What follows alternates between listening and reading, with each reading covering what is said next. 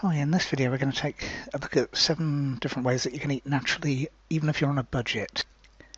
Eating naturally, it's well worth doing. We all know that we should cut down on things like sugar and artificial ingredients and all that kind of thing, but is it really possible to eat naturally on a budget? Can you actually do it, or is it going to cost you a small fortune and you give up and go back to all those sugar-laden snacks that you know you shouldn't really be eating? And the first tip is just buy fruit and vegetables when they're in season. There's no point in buying strawberries in the middle of winter because they've probably been grown in a hothouse and or flown halfway around the world and they cost more. Same goes for near enough any other fruit or vegetable, and you'll know on the supermarket where it's blazoned signs saying half price, which you know isn't really half price, but it means yes, it's in season, or the crop grew a little bit more, or the container arrived a bit earlier, whatever else.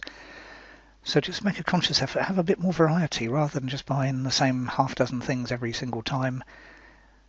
Lash out, have a variety, see whether you change your tastes and things like that.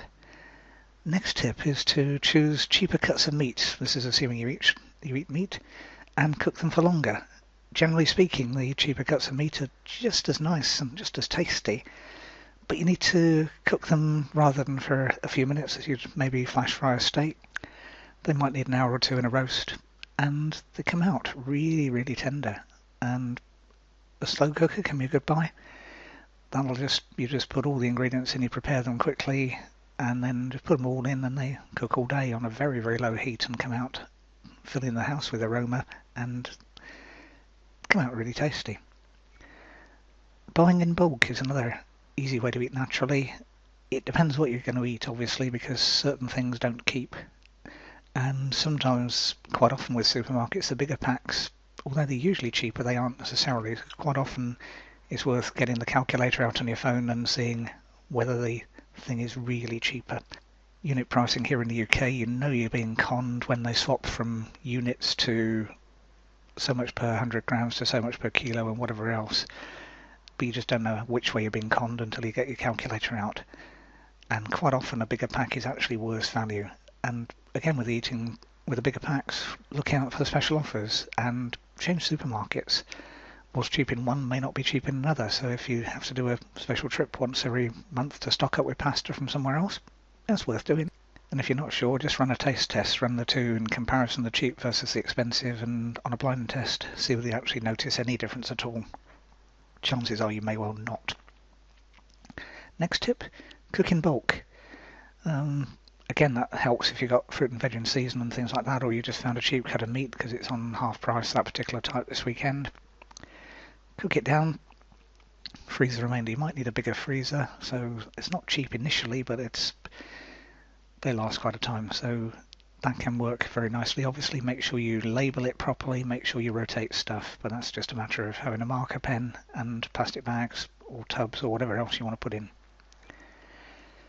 And use your freezer more.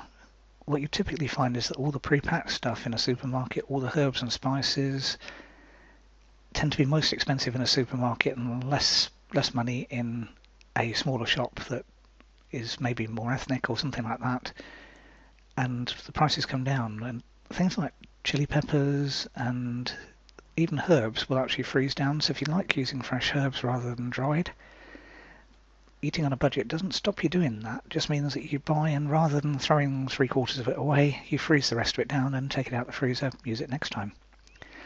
Things like, take a note of what you actually do throw away quite a lot. With me it used to be things like chili peppers and ginger. Now I freeze them and just take them out of the freezer. Chili peppers cook from frozen easily.